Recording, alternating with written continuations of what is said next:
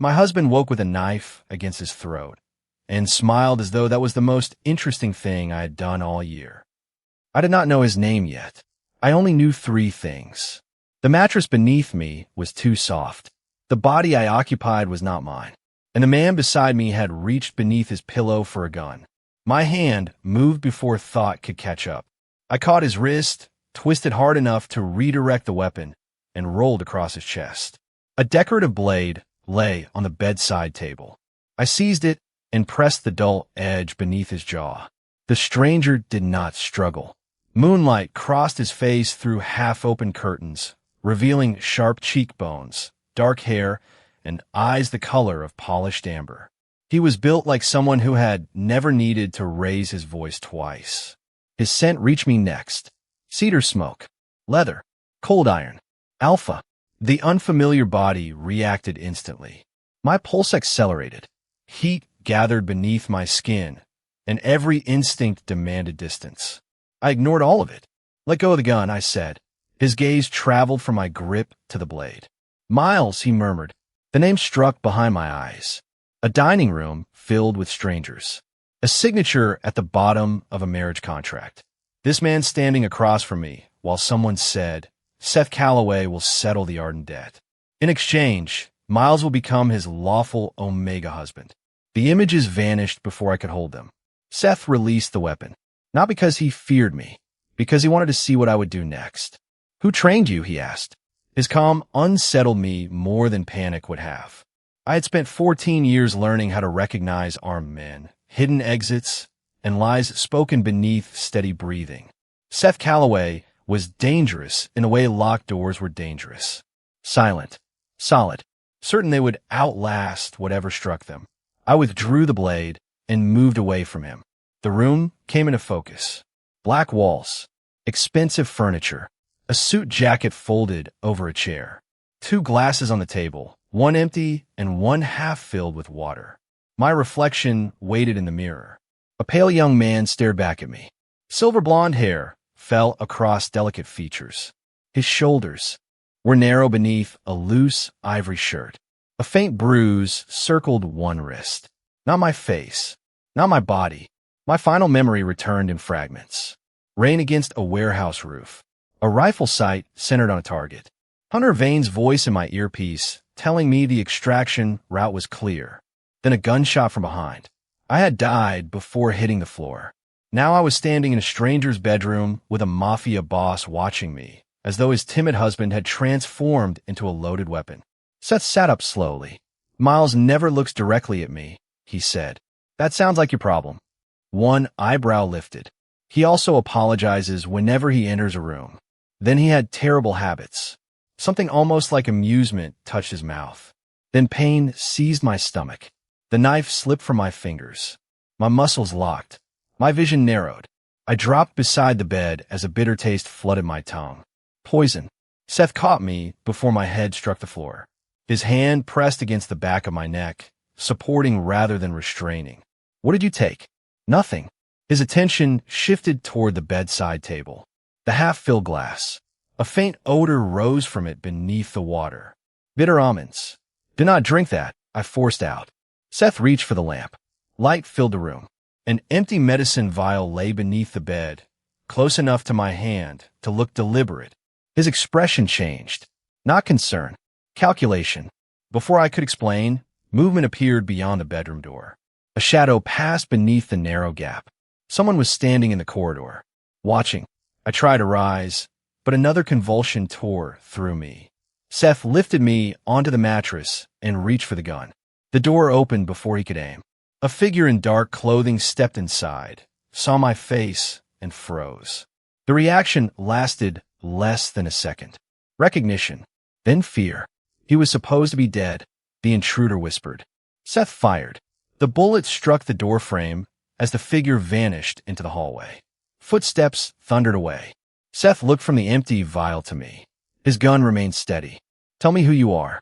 The poison dragged darkness across my vision. I stared at the doorway where the watcher had disappeared. Whoever had killed Miles knew he was still alive. And if they had returned to finish the job, then this body had not been chosen by accident. Neither had I. The first lie was the doctor's smile. I recognized it before I fully regained consciousness. Professional concern softened his face, but his hands told a different story. His left thumb pressed too firmly against the edge of his tablet. His right sleeve carried a faint chemical stain near the cuff. He kept glancing toward Seth instead of watching the monitor beside my bed. A physician afraid of his patient did not behave that way. A physician afraid of what the patient might remember did. You suffered a severe reaction, he said. The toxin is no longer active, but you should avoid stress. I opened my eyes completely. The room was bright, private, and guarded. Medical equipment hummed beside the bed. A clear line ran into my arm. Seth stood near the window with his jacket removed and his sleeves rolled to the elbows. He had not slept. The restraint in his posture felt sharper than anger. What toxin? I asked. The doctor adjusted the tablet. A concentrated sedative combined with an omega suppressant. Name it. His gaze flickered. Seth noticed. Answer him, Grant. Dr. Grant Bellamy cleared his throat. The full analysis is incomplete. That means you either do not know, I said, or you do not want the results spoken aloud. His mouth tightened. Seth moved closer to the bed. You remember Bellamy? No, the doctor's eyes rose too quickly. I cataloged the reaction. Important. Seth began questioning me with the precision of an interrogation. What did you wear at our wedding? I do not remember. Where did we sign the contract? No idea. What did your father demand before he approved it? I never met him. Each answer made the atmosphere denser. The body offered brief sensations instead of facts. Nausea at the word father, fear when Seth mentioned the contract, and a sudden ache in my wrist when Bellamy moved nearer. Seth studied me. Miles knew every clause by memory. Then Miles had more reason to study it than I do. You speak about yourself as though he were another person. Bellamy stopped breathing for half a second. I turned toward him. Who prepared the medication in the bedroom? He blinked. I beg your pardon? The empty vial. Who supplied it? I would need to examine. You already examined me. His expression became cautious. I continued before he could redirect the conversation. Who had access to the private floor? Why did the hallway camera lose power? Why was there no guard outside the bedroom? Why did the intruder know I had been poisoned? Seth's attention shifted from me to Bellamy. The doctor's fingers tightened around the tablet.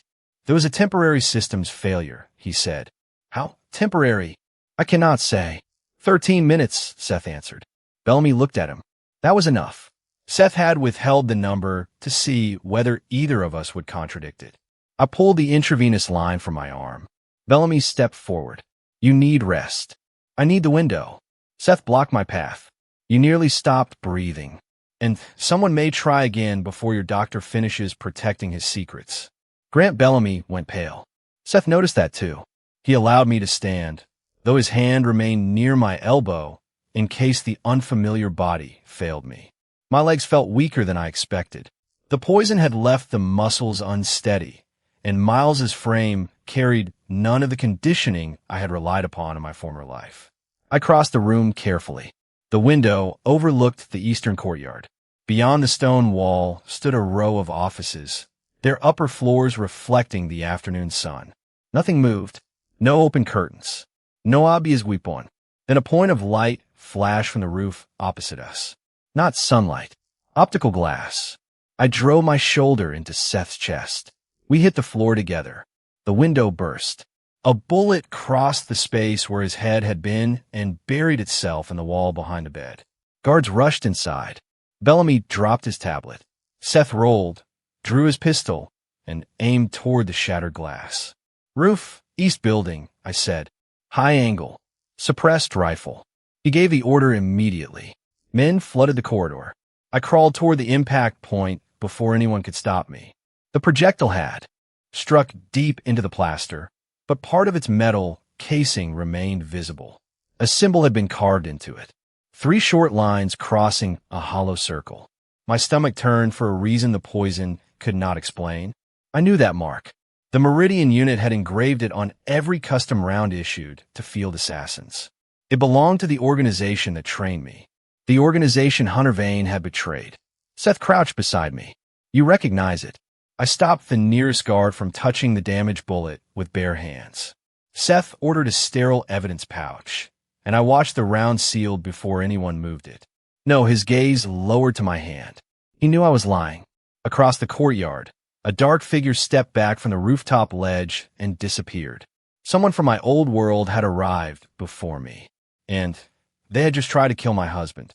The bullet in my hand should not have existed in this world. I waited until Seth turned toward the security team before taking the sealed evidence pouch from a guard. The motion was deliberate, and Seth saw it. His amber eyes returned to me, unreadable, put on the table.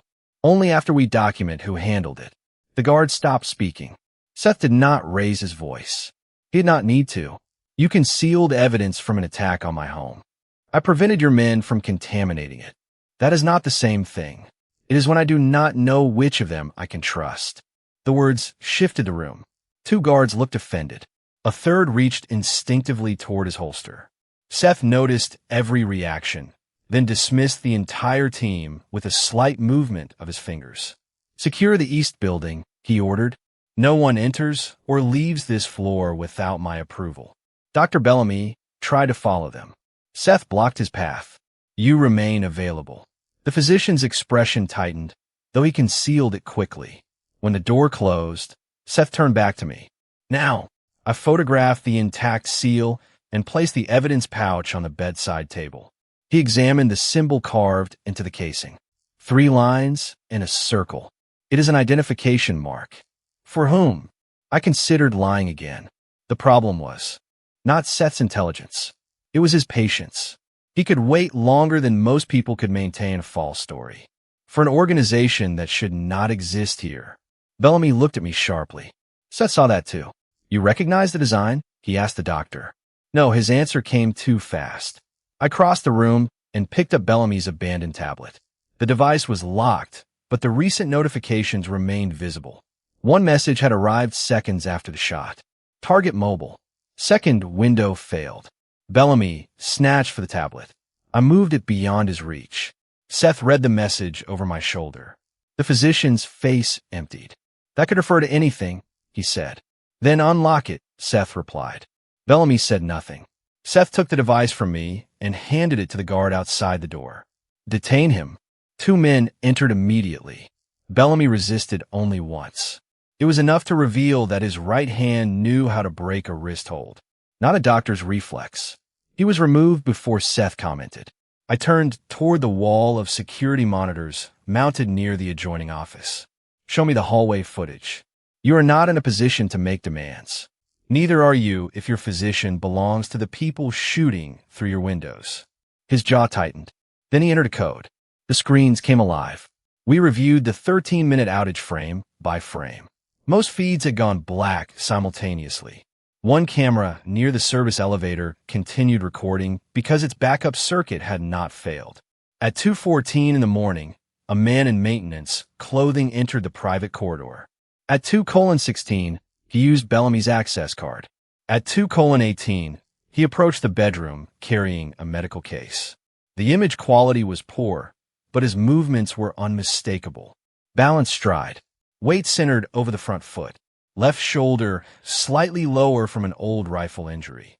My heartbeat changed. Seth paused the recording. The intruder turned toward the camera.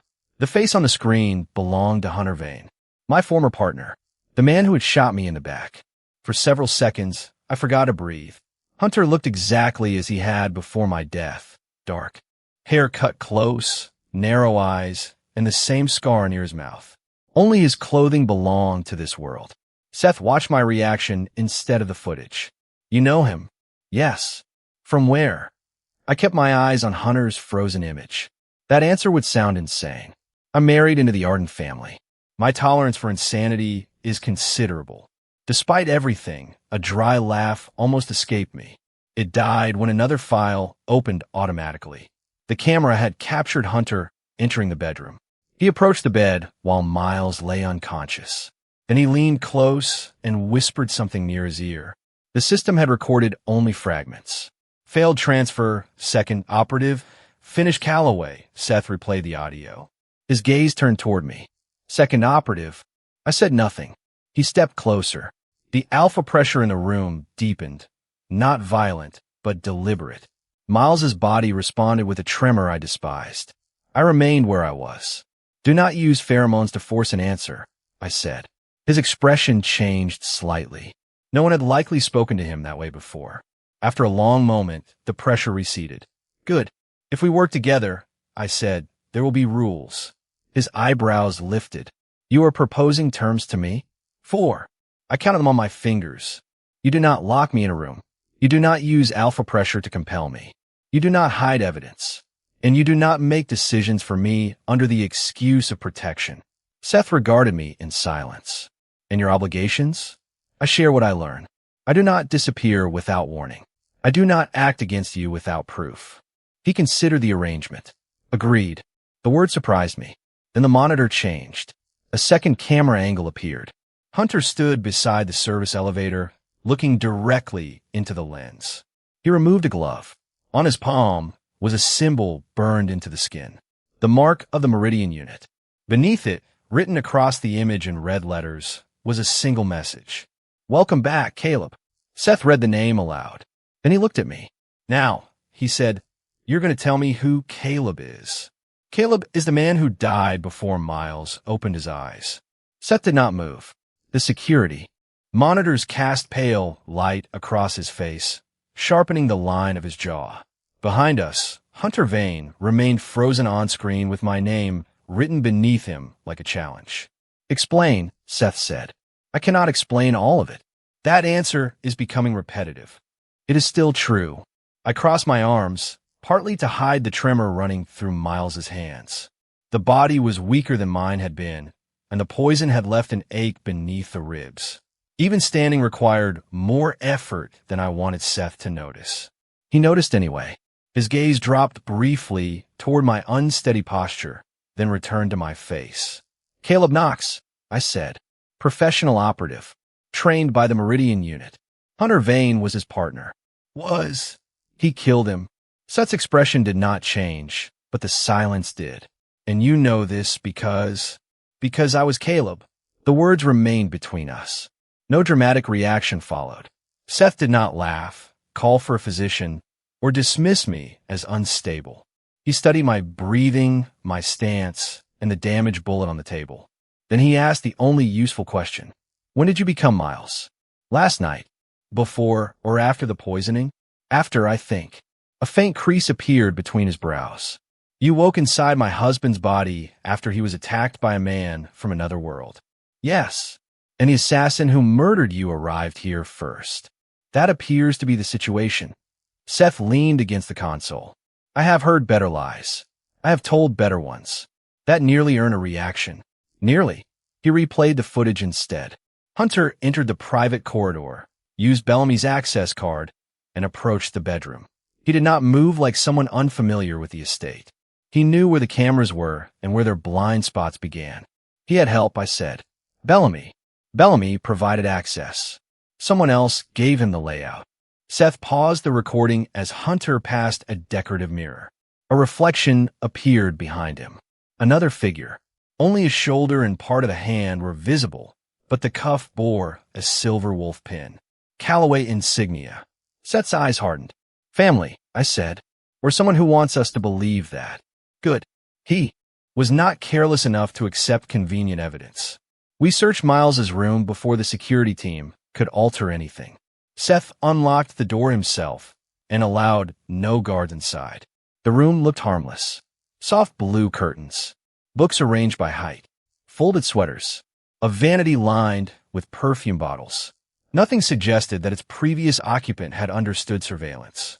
Then I saw the marks beneath the dressing table. 3 parallel scratches. Pause. 2 more. Not random damage. Coordinates. I crouched despite the strain in my abdomen and traced the pattern. Miles's fingers reacted before my mind did. A memory surfaced. The same hand carving numbers into the wood while footsteps approached outside. A frightened voice whispering, if they search the room, they will look for paper. The image vanished. Seth had crouched beside me. What is it? Warehouse coordinates. For which district? East Docks. His attention sharpened. Calloway territory. We arrived after sunset with only 2 vehicles and 4 guards Seth trusted personally. The warehouse had been abandoned for years, but the lock on the side entrance was new. I stopped Seth before he touched it. A thin filament ran from the latch into the frame. Alarm. Trigger. For an explosive? Too visible. Probably a chemical marker or silent signal. I cut the line with a blade and opened the door. Inside, dust covered the floor except for a narrow path toward the rear office. Someone had been coming here regularly. The office contained no money, weapons, or narcotics. Only photographs. Dozens of them cover the walls. Seth leaving meetings. Miles standing beside windows. Owen Price entering the Calloway accounts building. Bellamy visiting a private clinic. Several images showed people I did not recognize, each marked with a date and a red circle. Victims. Targets. Perhaps bodies waiting to be occupied. At the center of the wall hung a photograph of Seth and Miles on their wedding day. Miles looked pale and frightened. Seth looked elsewhere. A line had been drawn from Miles's chest to Seth's. Beneath the picture rested a metal case. Seth opened it.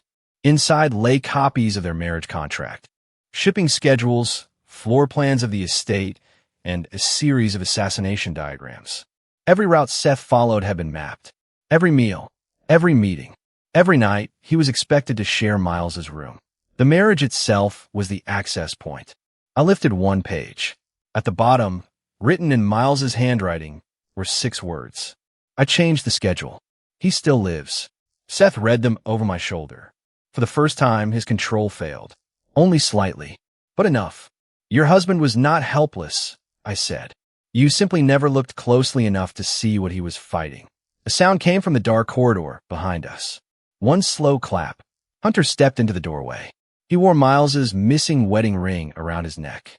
You always were quick, Caleb, he said. But this time, you were inhabiting the wrong weapon. The first thing Hunter did was offer me my old life back. He remained in the warehouse doorway, relaxed enough to appear unarmed. That was deliberate. Hunter had always preferred people to underestimate the moment before violence. His shoulders were loose, his hands visible, his breathing controlled. The wedding ring hanging from his neck caught the red emergency light with every step. Seth moved slightly in front of me. Hunter noticed and smiled. Protective already? He asked. That is faster than expected. You poisoned Miles, Seth said. I prepared the body. The phrase struck harder than any threat. Seth's posture changed. Not dramatically. His right hand simply lowered nearer to his weapon, and the air around him became heavier. Hunter ignored him and looked at me.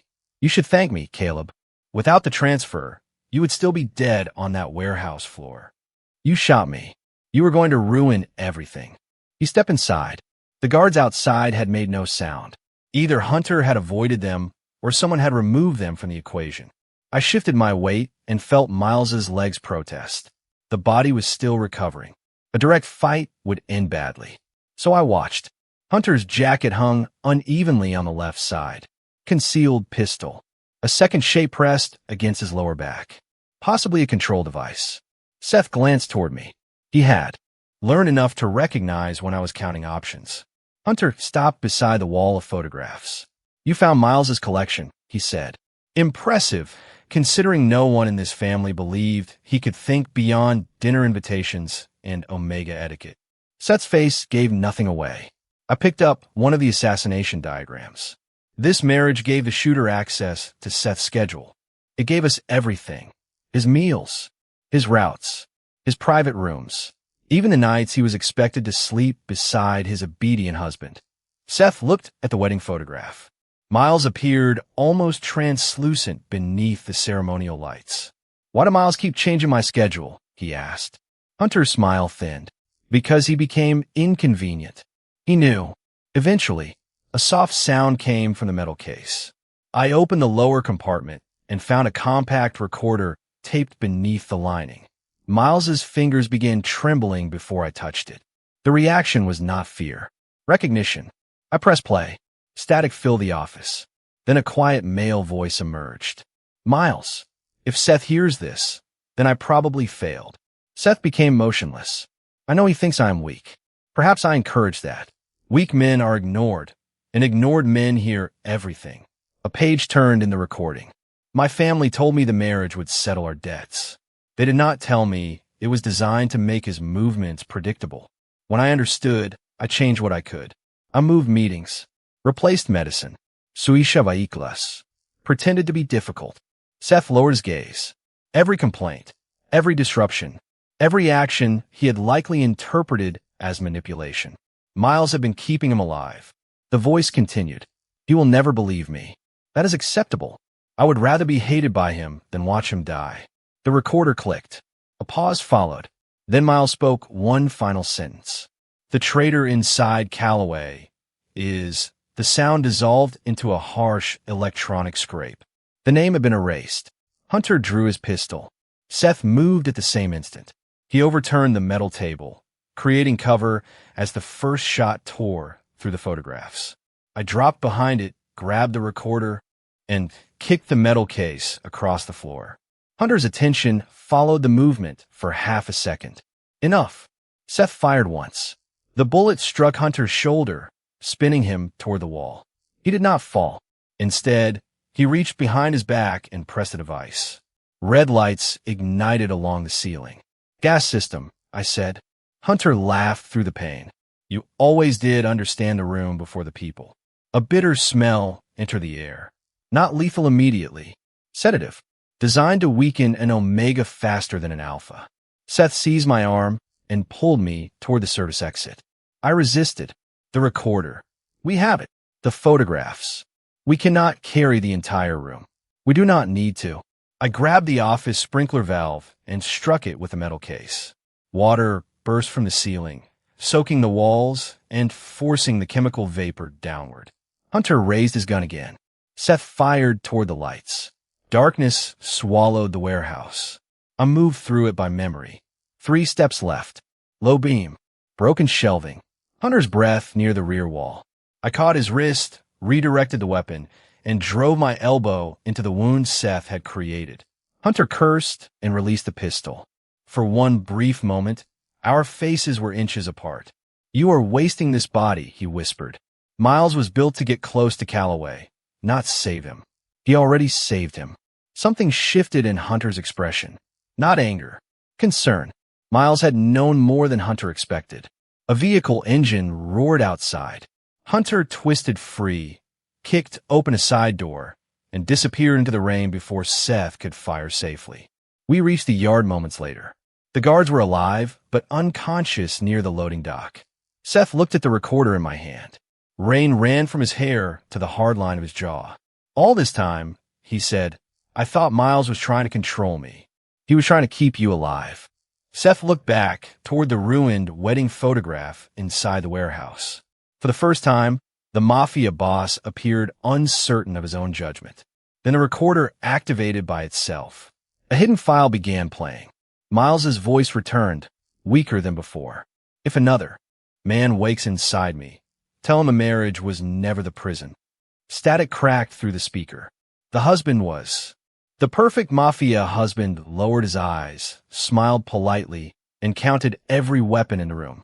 The Calloway dining hall had been designed to make visitors feel small. A vaulted ceiling rose above a table carved from black walnut. Crystal chandeliers scattered amber light across silver place settings. 12 crime families sat beneath portraits of dead alphas whose painted expressions suggested they had never apologized for anything. I wore Miles's finest suit. Ivory silk, narrow waist, a pale blue tie Seth's housekeeper said he once favored. The clothing made me look harmless. That was the point. I kept my shoulders slightly rounded and my gaze lowered, imitating the posture preserved in wedding photographs. Every movement had to feel restrained. Miles had survived by becoming forgettable. Tonight, I needed his mask. Seth sat at the head of the table. He had objected to the plan until I reminded him of our agreement. No decisions made for me under the excuse of protection. He had accepted the argument with visible displeasure, then assigned guards to every entrance without mentioning it. Across from us, Wesley Calloway entertained a shipping broker with an easy smile. Seth's cousin wore the family wolf pin on his cuff, the same emblem captured in the security footage. Derek Sloan occupied the seat nearest the western door, position where he could watch both Seth and the servants. Dr. Bellamy had been released under surveillance after claiming Hunter had blackmailed him. He looked ill. Good. Fear made people careless. Seth lifted his glass. To stable alliances. The guests echoed him. I did not drink. Instead, I watched what happened when Seth mentioned the abandoned warehouse. The eastern property will be demolished, he said. Everything recovered there is being examined. Wesley's glass slipped against his plate. A small sound. Almost nothing. Derek stopped chewing. Bellamy's forehead began to shine. 3 reactions. Only one contained surprise.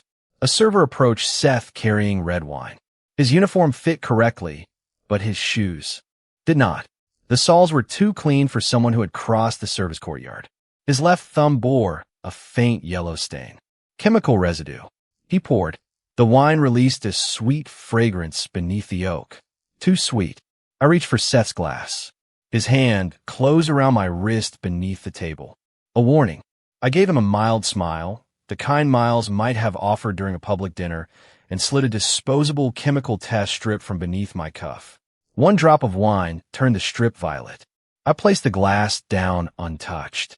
Do not drink yours, I said quietly. His eyes changed. What is it? A fast-acting paralytic agent. The field test is not enough to name the compound, but it is enough to stop service. Rage entered his scent, not alpha dominance. Fear. He stood so abruptly that every conversation ended. Seal the room. The server ran. Derek moved first, blocking the western exit. 2 guards intercepted the man near the service doors. The guests began shouting. I remained seated while Miles's pulse raced unevenly. Adrenaline sharpened every sensation in my fingertips. Seth knelt beside me. You used yourself to test poison. I needed to identify whether it was lethal. You could have warned me. I did. After drinking it. His control fractured around the final word. I looked toward the detained server. Checked beneath his collar. A guard pulled back the fabric. 3 lines crossed a hollow circle. The meridian mark. Seth caught my chin and searched my face for signs of exposure. Didn't he touch you? No. The test strip took the sample. His expression became more dangerous than any threat I had seen from him. He lifted me from the chair despite my protest and carried me into the adjoining study. The door closed behind us, shutting out the chaos. He set me on a leather couch and removed my tie. You promised not to make decisions for me, I said. You promised not to act against me. I protected you by treating your body as expendable. The accusation silenced me. No one had ever objected to that before. In the Meridian unit, survival was secondary to completion. Pain was information. Blood was a resource. A body existed to accomplish the mission. Seth crouched in front of me. I do not care how useful your sacrifice was. His voice had lost its public restraint. I will not watch Miles die again because the man inside him believes being needed is the same as being valued. Something moved beneath my ribs. Not poison. Not entirely mine. Miles. The body remembered wanting those words from Seth and never receiving them. I looked away. What are you afraid of losing? I asked. He remained silent long enough to make the answer honest. I no longer know. His thumb brushed a bruise on my wrist. The evidence. My husband. You. Footsteps approached outside. Derek called through the door. Seth, we identified the compound. He named it. My blood went cold. The toxin had been developed by Meridian for field operatives who needed conscious prisoners. Hunter had supplied it, but someone inside this house had poured the wine. I stood, ignoring Seth's attempt to stop me, and returned to the dining hall. The detained server was gone. 1 guard lay unconscious. Wesley's chair stood empty. On the table, beside Seth's untouched glass, someone had placed Miles's wedding ring. A note rested beneath it. You play the perfect husband well. Now come save the only person who knew the original one. Below the sentence was a photograph of Owen Price bound to a chair. Hunter's message gave me one instruction. Come alone. Seth broke it before I finished reading. The photograph of Owen Price lay between us on the dining table. His wrists were bound behind a metal chair. A dark bruise marked one cheek. Behind him part of a shipping container showed 3 white numbers and a rust pattern I recognized from the eastern freight yards. Seth reached for the note. "I'm going with you." No, his gaze lifted. The dining hall had emptied except for trusted guards, Derek Sloan, and 2 medics still monitoring the poison in my bloodstream. Wesley remained missing. Bellamy had been secured in a separate room. Seth folded the message once. That was not a request, and that is exactly why I said no. The room tightened around us. I pointed toward the photograph. "Hunter expects you to ignore the demand. He wants your team moving. Through the docks. More targets. More confusion. He has Owen. He wants me, which gives me no reason to let you walk into a trap alone." I met his eyes. "Our rules." His jaw hardened. No confinement. No pheromone pressure. No hidden evidence. No decisions made for me under the name of protection. Seth hated every word of the agreement now. He honored it anyway. "You carry a tracker," he said. "That defeats the purpose. It gives me a reason not to follow. A reasonable compromise." I accepted the transmitter, hid it beneath Miles's collar, and left the estate in an unmarked car. The earlier poisoning had not fully cleared from Miles's body. Weakness still came in brief waves, and Hunter had timed the demand carefully. The freight yard was nearly silent. Rows of shipping containers formed narrow corridors beneath industrial lamps. Rainwater collected in shallow pools, reflecting broken pieces of light. Container 314 stood open. Owen sat inside exactly as the photograph showed. Alive. Hunter waited behind him. He wore dark gloves and Miles's wedding ring on a chain around his neck. "You came," he said. "Owen first." Hunter smiled. "You still pretend this is a rescue." "It is." "No, it is an evaluation." A second figure stepped from behind the container wall. Wesley Calloway. His tailored suit looked absurd in the freight yard. He carried himself with the confidence of someone who had spent years being welcomed into every protected room. Owen's eyes filled with warning. Wesley moved a knife closer to his throat. "Careful," he said. I looked at Hunter. "He was your access inside the family. He was one of them." "One." Hunter's smile widened. The answer mattered. More than one collaborator still remained. "Release Owen," I said. Hunter removed a small device from his coat. Its screen displayed 2 neurological waveforms. One was labeled Miles Arden. The other read Caleb Knox. "You were not sent here by accident," he said.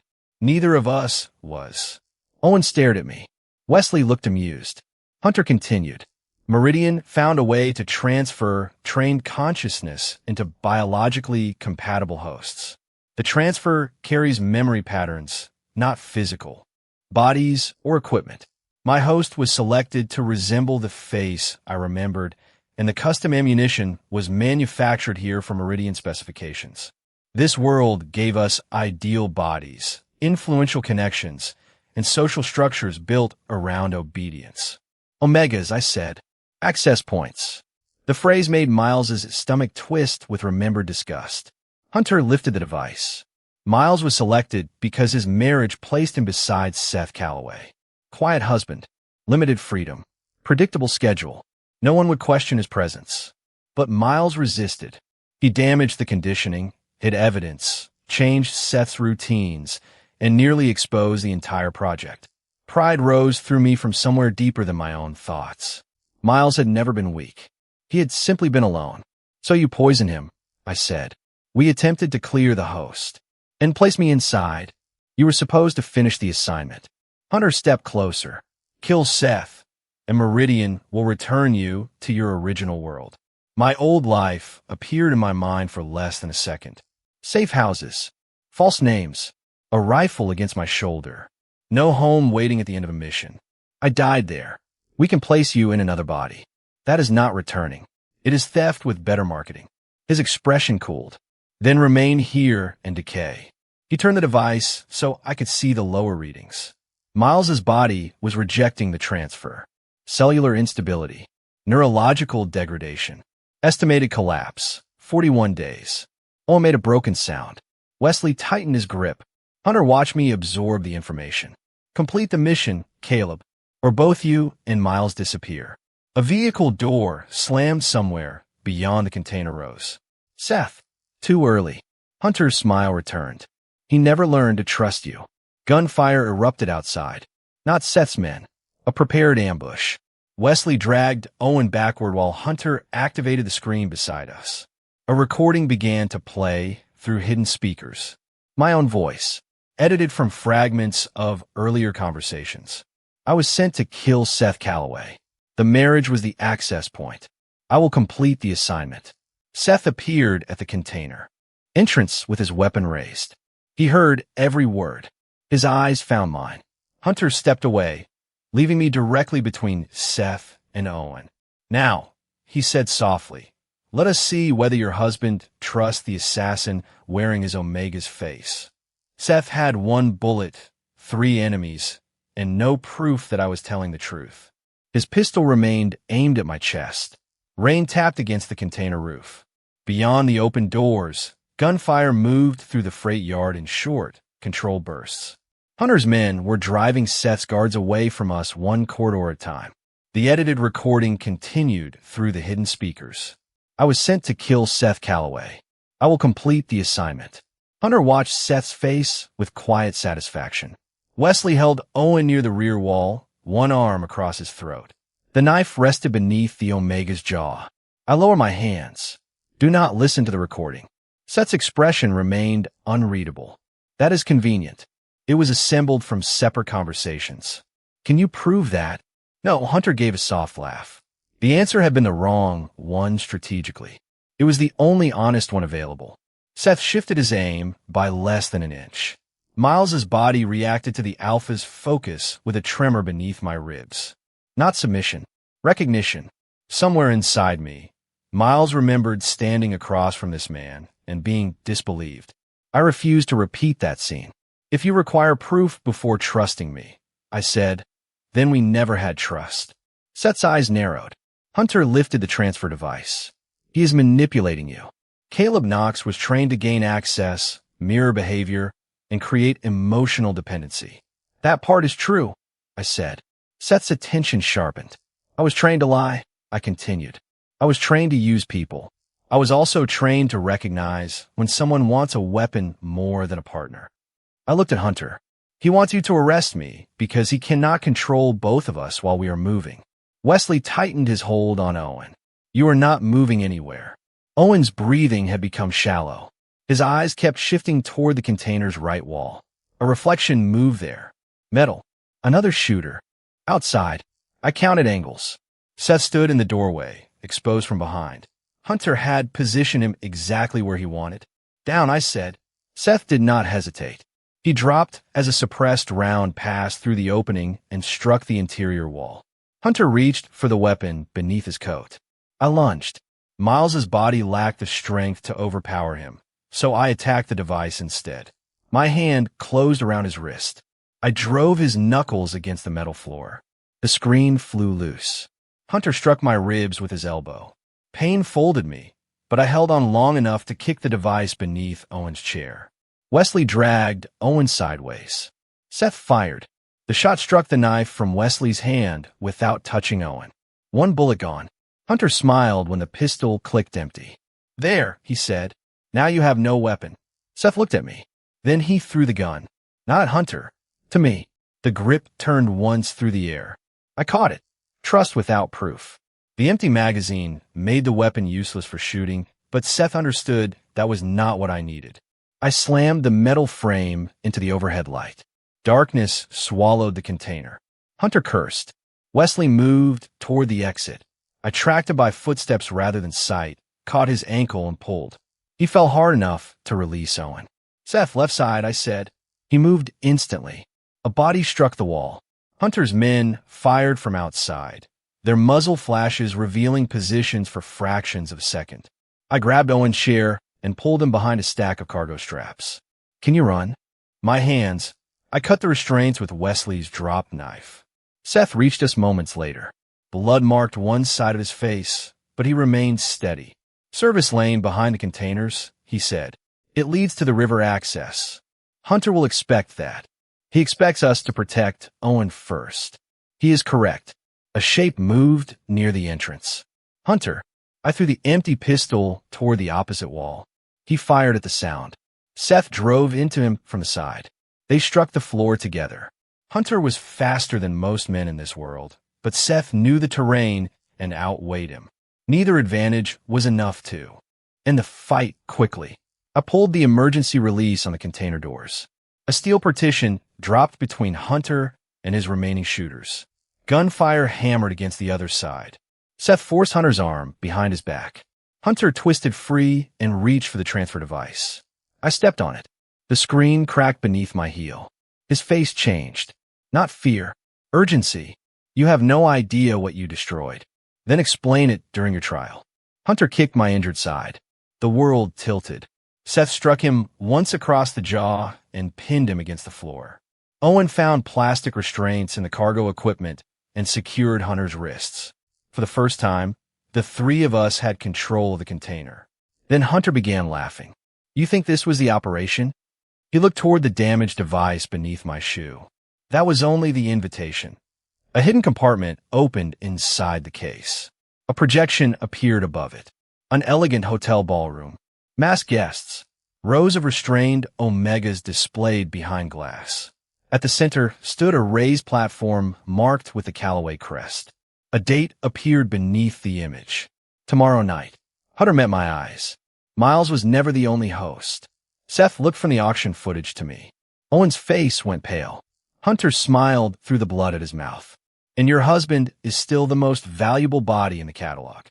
The final rule of our marriage was that I belonged to Seth Calloway. So I destroyed the contract before anyone could use it again. Hunter traded the auction location for medical treatment and the possibility of a reduced sentence. The authorities fitted him with a concealed tracker and allowed the network to believe he had escaped. Seth and I entered as part of a controlled operation, while independent officers waited beyond every exit. The auction began beneath chandeliers bright enough to disguise every crime committed below them. Mass buyers filled the hotel ballroom. Some represented criminal families. Others wore the discreet pins of politicians, doctors, and private research firms. Behind tinted glass partitions, 12 restrained Omegas waited beneath catalog numbers instead of names. At the center of the stage stood a single empty platform. Mine. Seth entered through the main doors with one hand gripping my arm. To the audience, it looked possessive. To me, it was a signal. 3 taps meant Owen had reached the control room. 2 meant Seth's people had secured the exits. 1 meant he was ready to trust my timing. Hunter stood near the auctioneer under armed supervision that was largely ceremonial. His face remained bruised from the freight yard, but his confidence had returned. You brought him, he said. Seth pushed me toward the platform. I brought what you wanted. The room responded with approving murmurs. I wore Miles's wedding suit. Ivory fabric, pale blue tie, lowered lashes. The obedient Omega husband had returned. Hunter stepped closer and fastened the transfer device around my wrist. Once the host is cleared, he announced, the body will be available for imprinting. Bids began appearing across the projection screen. Numbers climbed. I looked through the glass at the captives. 1 young man was trembling. Another had pressed both palms against the partition as though trying to remember what freedom felt like. Miles's anger moved through me. Not a memory, a presence. I closed my eyes. Are you still here? The answer arrived as a sensation. Fingers carving coordinates beneath a dressing table. Medicine bottles being exchanged. Seth's schedule rewritten 1 page at a time. Miles had never disappeared. He had been holding the door open. Hunter activated the device. Pain entered my skull with surgical precision. The ballroom dissolved. I stood in a dark corridor lined with doors. Behind one waited the warehouse where I had died. Behind another stood Miles on his wedding day, pale beneath ceremonial lights. You came, he said. I was late. You came. That mattered to him more. The transfer system pressed against us, attempting to separate memory from body. Miles reached for my hand. I gave him mine. He knew the pathways because he had endured the conditioning. I knew how to break systems designed by arrogant men. Together, we followed the signal back to its source. In the ballroom, every screen flickered. The auction catalog disappeared. Names replaced numbers. Medical records. Bank transfers. photographs of buyers entering hidden clinics, live images from the hotel's underground holding rooms. Owen's voice filled the speakers. This broadcast is being transmitted to law enforcement, independent media, and every rival organization represented tonight. Panic spread through the crowd. Doors slammed shut. Seth released my arm. I tore the wedding contract from inside my jacket and held it before the nearest camera. This document gave the Calloway Syndicate authority over Miles Arden's residence, movement, finances, and medical decisions, I said. It made a husband sound like property. Seth stepped beside me, and it is revoked. He lit the corner with the auctioneer's ceremonial candle. Flame consumed the signatures. Hunter seized the transfer console. You will kill both consciousnesses. No, I said.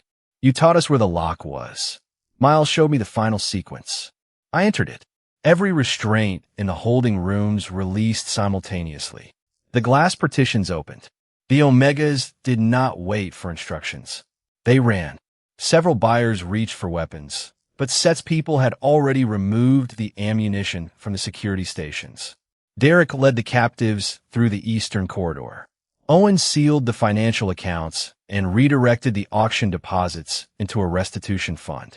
Wesley attempted to escape through the service elevator. He found police and 3 former Calloway guards waiting inside.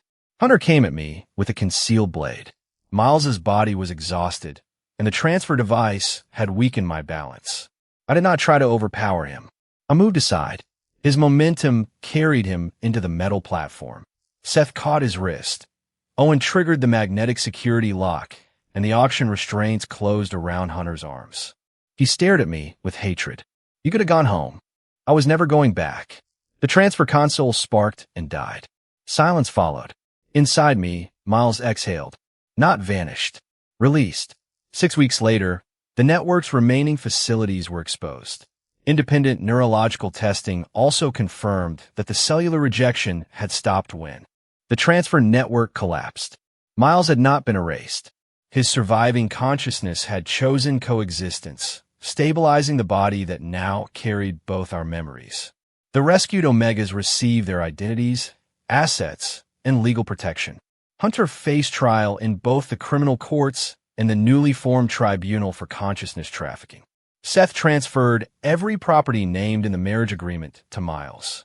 Then he handed me signed divorce papers. No debt, he said. No obligación. No ownership. I studied the signature. You expect me to leave? I expect you to choose. For the first time since waking in this world, no mission waited behind the next door. I did not sign. 6 months later, Seth arrived at my apartment without guards, weapons, or an Alpha's command hidden in his voice. He wore an ordinary dark coat and carried 2 coffees. Dinner, he asked. Is this a negotiation? No, a contract. Never again. I opened the door wider. One condition. His mouth curved slightly. Of course. This time, we write the rules together. Seth entered. Miles's wedding ring rested in a small box on my shelf. No longer a chain, a claim, or evidence. Only a reminder. I had been an assassin sent into another man's life. Miles had been an Omega everyone mistook for powerless. Together, we broke the organization that used bodies as weapons, the family that treated marriage as ownership, and the rules designed to keep both of us obedient. Seth did not become my freedom. He became a man who learned not to stand in its way. And when I chose him, the choice belonged entirely to me.